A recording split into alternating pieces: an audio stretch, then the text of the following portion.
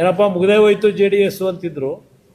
ಇವತ್ತು ಅಲ್ಲೂ ಕೇಂದ್ರದಲ್ಲಿ ನರೇಂದ್ರ ಮೋದಿ ಅವರು ಇವತ್ತೊಂದು ಒಳ್ಳೆ ಅವಕಾಶ ಕೊಟ್ಟು ಮತ್ತೆ ಅವರ ಬಲಿಯುದ್ಧವಾಗಿ ಬೆಳೀತಕ್ಕಂಥದ್ದಕ್ಕೆ ಅವಕಾಶ ಕೊಟ್ಟಿರಲ್ಲ ಅಂತೇಳಿ ಏನೋ ಇರ್ಬೋದು ನನ್ನ ಅಭಿಪ್ರಾಯದಲ್ಲಿ.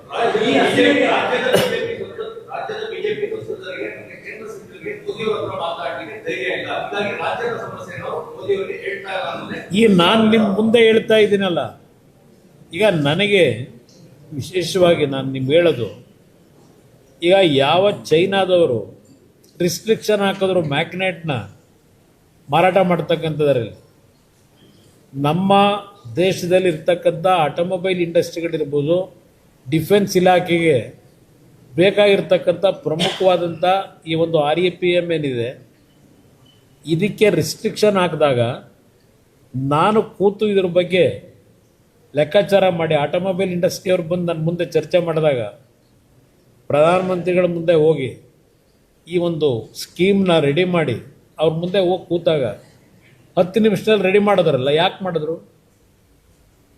ನಾನು ಧ್ವನಿ ಅವ್ರ ಹತ್ರ ಹೋಗಿ ಮಾತಾಡಿದ್ದಕ್ಕೆ ತಾನೇ ಮಾಡಿದ್ದು.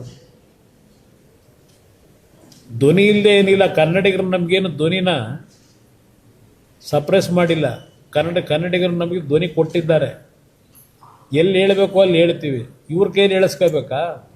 50 ವರ್ಷ ಇದ್ರಲ್ಲ ದೇಶದಲ್ಲಿ ನಿರಂತರವಾಗಿ. 1983ರವರೆಗೆ ಕಾಂಗ್ರೆಸ್ ಡೆಲ್ಲಿಲಿ ಆಡಳಿತ, ಇಲ್ಲೂ ಆಡಳಿತ. ಅಲ್ಲೆಲ್ಲ 1 ವರ್ಷ ಗ್ಯಾಪ್ ಬಿಟ್ಟರೆ 78ರ ಎಮರ್ಜೆನ್ಸಿ ಟೈಮಲ್ಲಿ ಏನು ತಂದ್ರಪ್ಪ ನೀವು? ಏನು ತಂದ್ರಿ? ನೀವು ಕೊಟ್ಟಿದ್ದ ಕೊಡುಗೆ ಇವತ್ತು KRS, ಅಲ್ಲಿಂದ ಹೇಮಾವತಿ, ಆರಂಗಿ, ಕಬಿನಿ ಜಲಾಶಯ ಕನ್ನಡ ರಾಜ್ಯದ ಜನತೆಯ ದುಡ್ಡಿನಲ್ಲಿ ಕಟ್ಟಿದಂಥ ಜಲಾಶಯಗಳಿವು. ನೀರು ಕನ್ನಡ ನಾಡಿನಲ್ಲಿ ಹರಿತಾ ಇರ್ತಕ್ಕಂಥ ನೀರು ತುಂಬಿಸಿದ್ದು. ಇವತ್ತು ನಾವು ತಮಿಳುನಾಡು ಜೊತೆ ಇಂಥ ಒಂದು ಪರಿಸ್ಥಿತಿಗೆ ಬರಬೇಕಾದ್ರೆ ಯಾರು ಕಾರಣಕರ್ತರು? ನಿಮ್ಮ ಧ್ವನಿ ಎಲ್ಲೋಗಿತ್ತಪ್ಪ? 50 ವರ್ಷ ಇದ್ರಲ್ಲ MP ಗಳು 28ಕ್ಕೆ 28, ಕೇಂದ್ರದಲ್ಲೂ ನಿಮ್ಮದೇ ಸರ್ಕಾರ, ರಾಜ್ಯದಲ್ಲೂ ನಿಮ್ಮದೇ ಸರ್ಕಾರ. ಎಷ್ಟು ಹಣ ತಂದ್ರಿ ಕೇಂದ್ರ ಸರ್ಕಾರದಿಂದ? ಯಾರಾಗ್ತಾರೆ MLA ಅಭ್ಯರ್ಥಿ 2028 ಶೀಘ್ರದಲ್ಲೇ. ಪ್ರತಿದಿನ ಒಂದೊಂದು ಕ್ಷೇತ್ರದ ಟಿಕೆಟ್ ಆಕಾಂಕ್ಷಿಗಳ ಸಂಪೂರ್ಣ ಮಾಹಿತಿ ಪೊಲಿಟಿಕಲ್ ಜರ್ನಲಿಸ್ಟ್ KM ಶಿವಕುಮಾರ್ ಅವರಿಂದ. ಕರ್ನಾಟಕದ ನಂಬರ್ 1 ಡಿಜಿಟಲ್ ಮೀಡಿಯಾ ನಿಮ್ಮ ನೆಚ್ಚಿನ ಕರ್ನಾಟಕ ಟಿವಿಯಲ್ಲಿ ಮಾತ್ರ.